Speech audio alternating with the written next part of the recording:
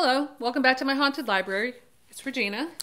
Lily says hi. She desperately needs a haircut. I mean, so do I. So I'm here today to do the Halfoweenathon wrap-up, and I do apologize for the delay, but Batilda was supposed to do it. So it's kind of a long story, but we are both obsessed with the show Dark, the science fiction time travel show. If you haven't watched it, highly recommend it. Season 3 is coming up probably next month, and I can't wait. But Batilda was like obsessively looking at the, like doing like a screen grab of the plans of the time machine and decided to make one of her own. Because she was looking for her friend Lestat, convinced that he was time traveling back to 18th century France.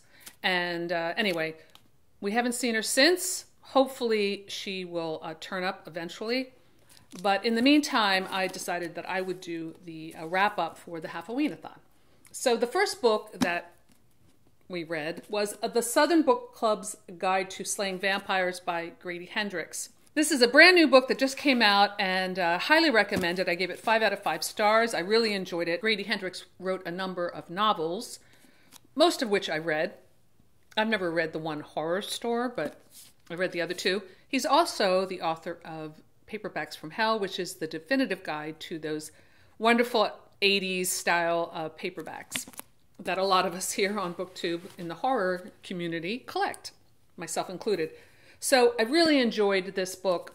This one thing I have to say about this book too, it's produced by Quirk Books, which is close to me in Philadelphia, and they do a beautiful job with the presentation. It has this like library stamp on it, you know, to really give you that nostalgic feeling. Rachel from the Shades of Orange did a nice review on it, and she mentioned, and I agree with this, that you know, there's not a lot of mystery to this book because you do know who the vampire is. It's more like how or will the main character be able to slay the vampire or expose the vampire before the vampire destroys her community. So that's kind of the setup of the book.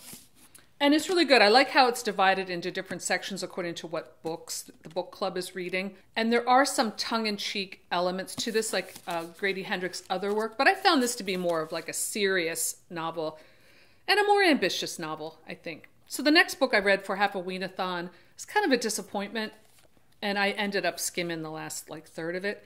And that's The Bat by Mary Rinehart, a novel of romance and suspense. Well, there wasn't a lot of romance in this book. In fact, I think this book was, and I found this with a lot of my Gothic romances, they took old books and just repackaged them with a girl running away from a castle to give it a Gothic romance vibe, because that was a popular, very popular type of fiction at the time that just kind of died for whatever reason. But this really wasn't that. It was more like an Agatha Christie kind of whodunit mystery. And the reason why I stopped reading it is just because I just wasn't in the mood to read like an Agatha Christie type book. And also because I found this, like, nothing really offends me that much, but this book kind of was offensive because of just the way it was written in the 1920s. So it's very dated, and the way that like the Japanese butler is depicted, and also the Irish live-in companion. It's so offensive, the language used to describe those two characters, that I did kind of get like, oh, please, I don't want to read this anymore. And I don't know, it was a very popular book, and she was a really popular writer, and she has her fans. I'm not saying I would never pick up another book by this author. This was based on a Broadway play. In fact, this I think was ghostwritten by someone else from her play. So maybe that has something to do with it. And there were several movies made about this. And it also may have inspired the Batman symbol through, you know, projected through the light, because there is that in this book. So anyway, that was a disappointment.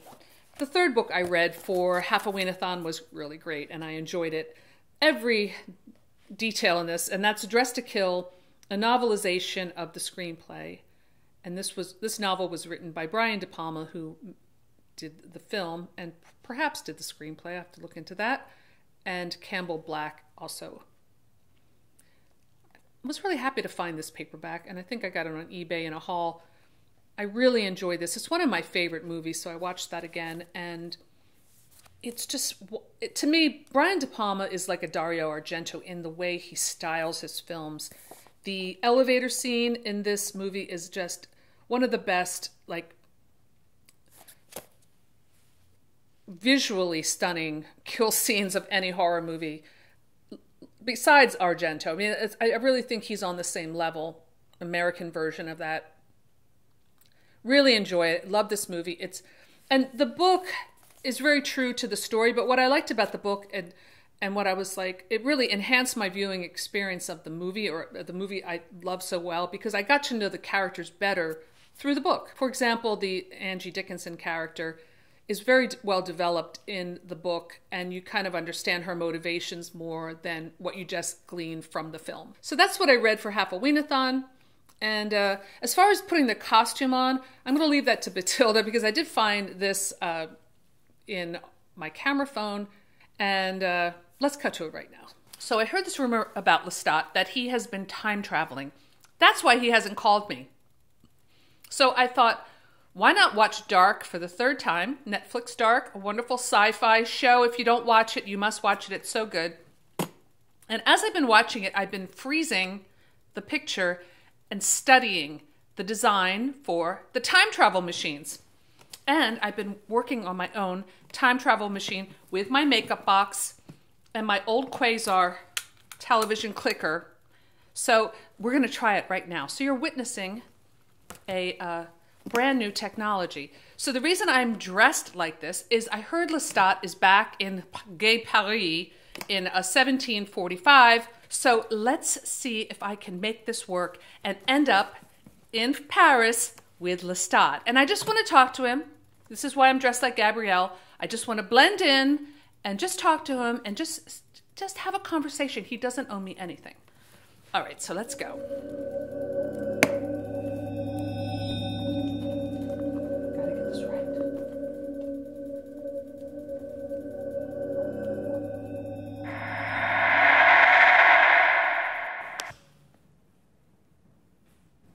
Lestat? Monsieur? This doesn't look like Paris. It looks like a very scary, dark cave. Bonjour! I think I've miscalculated. I might be underneath the power plant. Anyway, I'm going to look around, try to fix my time machine, so hopefully I'll get back to you soon. Till then, thanks for stopping by the Haunted Library, and I'll see you soon. Bye! Au revoir!